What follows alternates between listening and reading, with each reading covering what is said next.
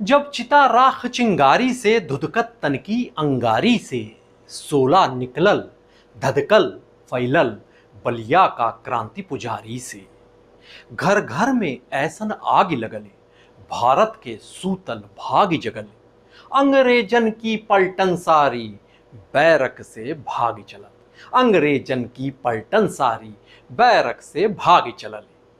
देश की आजादी की पहली लड़ाई का किया था जिसने आगाज, उसके जन्मदिन पर देश नमन करता है उसको आज। नमस्कार, मैं हूं ज्ञानेंद्र शुक्ला। यूपी का ज्ञान में आज हम चर्चा करेंगे उस वीर नायक की शौर्य गाथा का, मां भारती के उस वीर सपूत का वर्णन करेंगे जिसने बरतानिया हुकूमत के खिलाफ आजादी के संघर्ष का पहला बिगुल फूंका, पहली बार शंखनाद किया। अमर शहीद जननायक वीर शिरोमणि मंगल पांडे, जिनकी आज 197वीं जयंती है। इस वीर नायक का जन्म उत्तर प्रदेश के बलिया जिले में 19 जुलाई 1827 में एक प्रतिष्ठित सरयू पारी ब्राह्मण परिवार में हुआ था। उनके पैतृक गांव का नाम नगवा ये नाम था। उनके पिता का नाम था दिवाकर पांडे और मां का नाम अभया रानी पांडे था। बचपन से ही इन्हें धार्मिक आस्थाएं, धार्मिक गाथाएं सुनाई गई थीं और धार्मिक आस्था इनके संस्कार का हिस्सा बन गया था। शरीर से बलिष्ठ थे मंगल पांडे। इनका रिक्रूटमेंट महज 22 साल की उम्र में ही ईस्ट इंडिया कंपनी की सेना में हो गया था। उसमें ये भर्ती हो गए थे। उन्हें बंगाल नेटिव इन्फेंट्री की 34वीं बटालियन में तैनाती दी गई थी। बड़ी जानी मानी बटालियन हुआ करती थी उस वक्त। पैदल सेना के सिपाही नंबर 1446 के तौर पर इन्हें सेना में पहचान दी गई। इस बटालियन में तब सर्वाधिक संख्या में ब्राह्मणों की भर्ती हुआ करती थी, इसीलिए इसी बटालियन में इन्हें आसानी से तैनाती मिल गई। सेना में शुरुआत में तो सब कुछ ठाक रहा, सब कुछ सही चलता रहा। अपनी जाबाजी, अनुशासन प्रियता और जो धार्मिक इनकी आस्था थी, प्रतिबद्धता थी, उसकी वजह से मंगल पांडे ने अपने सभी साथियों का दिल जीत लिया था।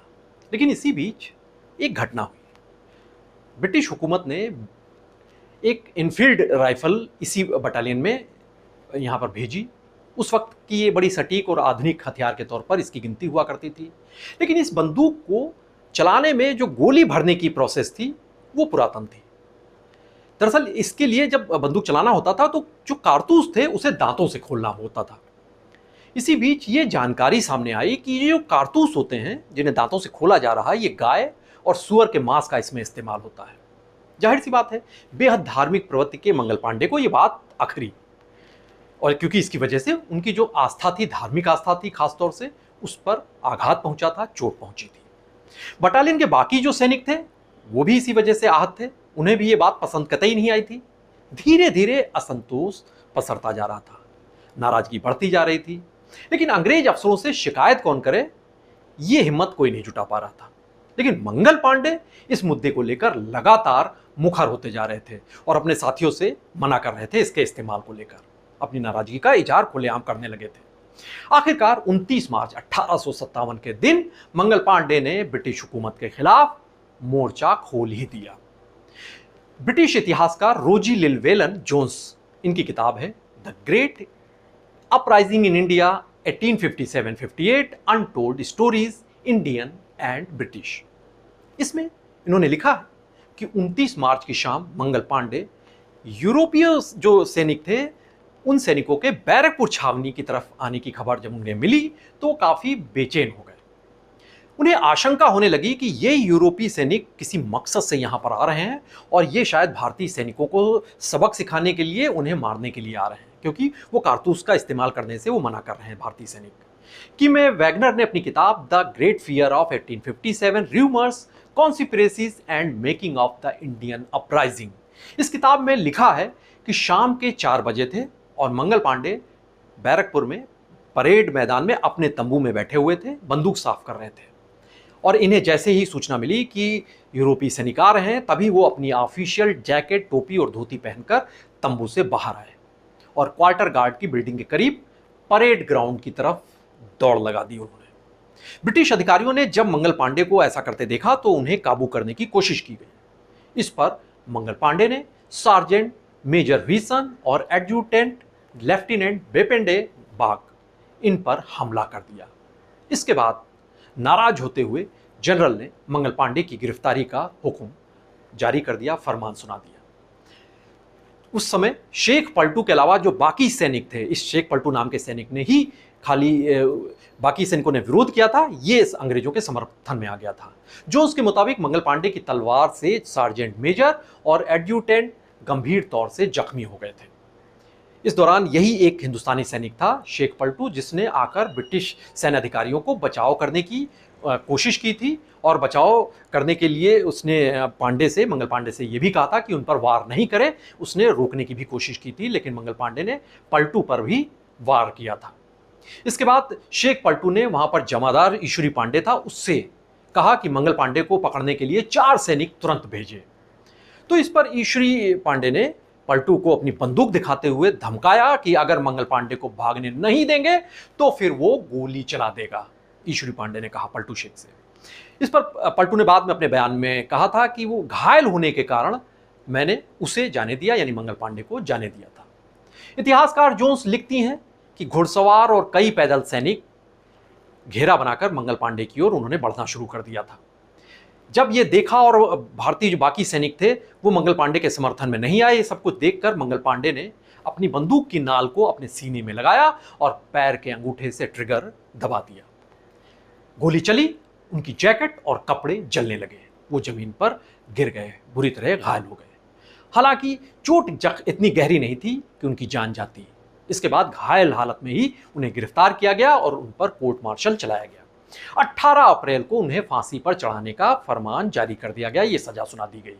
ऐसा कहा जाता है कि बैरकपुर के जितने भी जल्लाद उस वक्त हुआ करते थे, उन सब ने मंगल पांडे को फांसी देने से इनकार कर दिया, क्योंकि जल्लादों ने कहा कि हम अपने हाथ किसी भी देशभक्त के खून से नहीं रंगेंगे। मंगल पांडे देशभक्त हैं, इसलिए हम उन्हें फांसी नहीं देंगे किसी भी सूरत में। जब उन्होंने इनकार कर दिया तो ब्रिटिश सरकार ने कलकत्ता, यानी आज का जो कोलकाता है, यहां से 4 जल्लादों को बुलाया बैरकपुर छावनी में। इधर मंगल पांडे की फांसी की सजा जो सुनाई गई थी उसकी खबर फैलने लगी, बाकी छावनियों में भी और जगहों पर भी इसको लेकर चर्चा होने लगी। इसके बाद ईस्ट इंडिया कंपनी को लगा कि ये गुस्सा उबल रहा है सैनिकों में, किसी बड़े खतरे की आशंका भांपकर अंग्रेजों ने एक फैसला लिया और मंगल पांडे की जो फांसी 18 अप्रैल को होनी थी, उसे 10 दिन पहले यानी 8 अप्रैल को ही वो फांसी गुपचुप तरीके से दे दी गई। अंग्रेजों को लगा कि मंगल पांडे को फांसी पर चढ़ा दिया है, अब सब कुछ सामान्य हो जाएगा, लोग डर जाएंगे और ये बात खत्म हो जाएगी। लेकिन अंत ही आरंभ था और मंगल पांडे की कुर्बानी व्यर्थ नहीं गई। उनके फांसी के 1 महीने बाद 10 मई 1857 को मेरठ की छावनी में कोतवाल धन सिंह गुर्जर ने, उनके नेतृत्व में सैनिकों ने बगावत कर दिया। फिर तो इसके बाद एक के बाद एक देश भर में बगावत के सिलसिले शुरू होते चले गए और देखते देखते जो चिंगारी धधकी थी वो शोलों में तब्दील हो गई और अंग्रेजों के खिलाफ सन 1857 की जंग आज़ादी छिड़ गई। आज़ादी की पहली लड़ाई को अंजाम दिया जाने लगा। इसी लड़ाई ने अंग्रेजी हुकूमत के ताबूत में पहली कील का काम किया था। वैगनर लिखते हैं कि मंगल पांडे ने जब दौड़े थे और उसके बाद आंदोलन किया था तो मारो फिरंगियों को ये नारा दिया था। ऐसा कहा जाता है कि फिरंगियों के खिलाफ सबसे पहला नारा मंगल पांडे के मुंह से ही निकला था कि मारो फिरंगियों को। यही वजह है कि मंगल पांडे को स्वतंत्रता संग्राम का पहला क्रांतिकारी माना जाता है। देश के जननायक तो वो हैं ही। महज 22 साल की उम्र में सेना में भर्ती हुए वीर नायक मंगल पांडे मात्र 30 साल की आयु में वीर गति को प्राप्त हुए। देश का ये पहला क्रांतिवीर था। प्रधानमंत्री मोदी उनके बारे में कह चुके हैं कि महान मंगल पांडे साहस और दृढ़ संकल्प के पर्याय हैं।